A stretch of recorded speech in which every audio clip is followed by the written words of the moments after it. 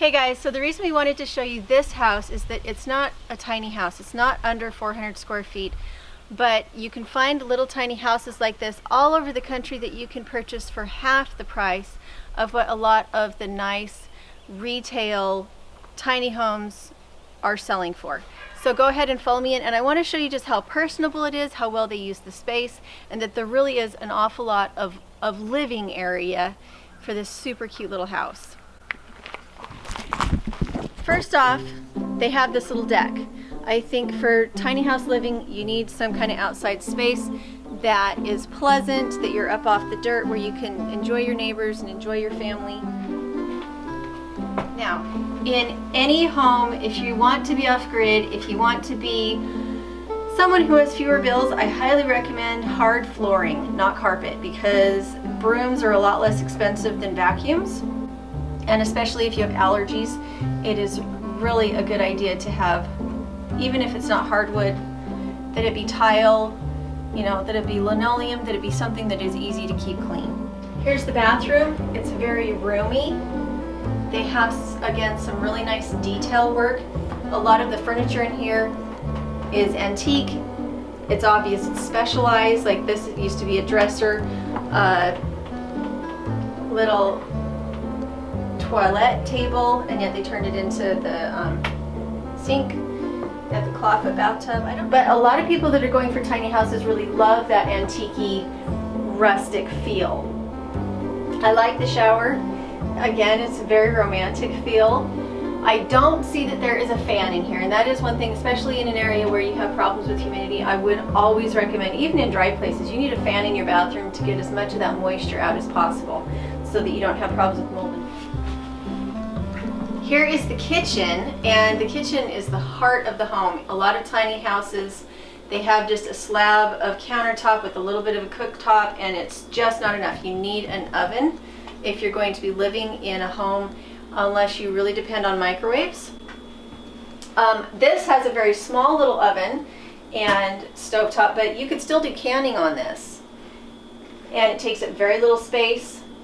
My favorite part of our first home together was that the laundry was in the kitchen, because then I could be swapping things out at the same time I was cooking, so all the mess was all in one space. And if you didn't have all these knickknacks on top, you could put laundry baskets. So I dearly love having laundry in the kitchen. And this is a serving window, so that instead of having to walk all the way around to put food on the table, you put food here and it can be put down on the table. I think little cutouts like this are very charming and very functional. Here is your little breakfast nook dining space. I love its proximity to the kitchen. For our family, it would be the perfect size. This is also serving as a bar to some degree, because it has the bar stools. You could eat there if you wanted to. But I kind of think this is where the size of your own family really comes into play. I think this would actually be a better little library couch cuddling corner than it would be a dining room for a large family. I think maybe if you switched it and had your dining space here in the living room and had this with some nice couches, maybe that would work better if you had more than 2 children. I like that they have non-traditional windows, non-traditional decorations. I personally like to decorate with things that are handmade by the people I care about, and also things that I've personally made. And last but not least, I will then go to antique stores and secondhand stores where I can get things very inexpensively, and it looks like that's what they've done here, so I really like this. So this is a little sitting room, writing room. If you homeschool, this would be a great homeschooling room, or it would be a great man cave. They have enough sleeping upstairs, so this room isn't really necessary. I think there's plenty of room in there to be reading and to choose a dining space. So I actually think this would make a very nice man cave. That would be my personal preference. Not that this isn't incredibly cute, but as a mother, I really like to be always in the same room as my children and not have a door between us, so that if they need me, I can still be doing my work while still attending to them. Whereas if there's a door between us, it's not really family time. It's not really me paying attention to my kids. So I prefer not to have a studio. And then they have a secondary door here that goes out onto the deck, which is lovely. I think that's really nice to have multiple entrances. Just a little bit of a patio. And then up at the top, they also have another patio. So again, they are really killing it with the outdoor space, kids. So as we go up, I want you to notice the stair treads.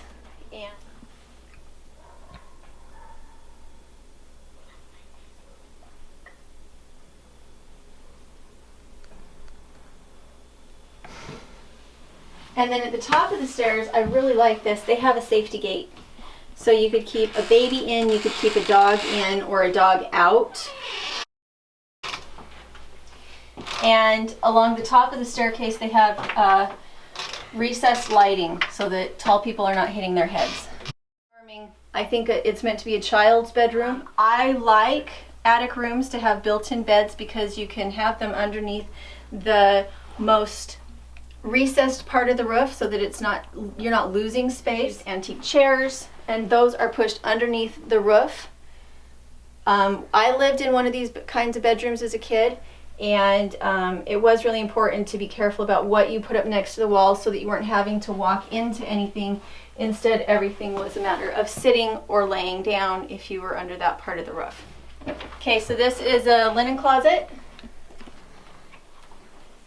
put underneath the short part of the ceiling so that it, just about any clothing would fit here perfectly well, but you couldn't use this for much else, so it's a good place to store that. They have a very cute light fixture.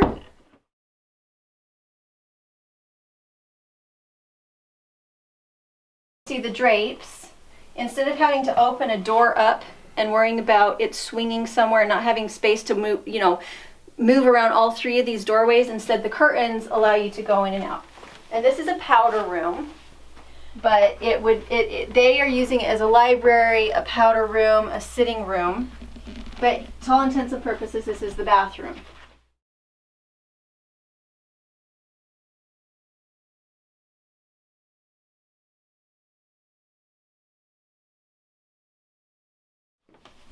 Here's your outside space again. You could put a little chair out here, a little table if you wanted to eat breakfast out here, making a lot of use of their outside space. This is actually exactly the house that I want. I think it has livable space, it has good storage potential with just a little bit extra so that you don't feel crowded. And I would hope that everyone would take into account the needs of their families rather than just the trend of the tiny house. Because I think it can be deceptive. Buying a home for $80,000 that's 200 square feet, or you could buy a home with property that is $40,000 that needs some paint and can be made really attractive and still be small enough that you're not feeling like you're always cleaning. So I hope you guys will go ahead and comment and let me know what you think if you like this kind of house tour. I love this kind of house tour because it really shows a broader range of possibilities. And you can find these guys on Airbnb. They're in Chickamauga, Georgia, and it's really beautiful. So go check them out, and we'll talk to you later. Being sort of sighed and struggled up to start licking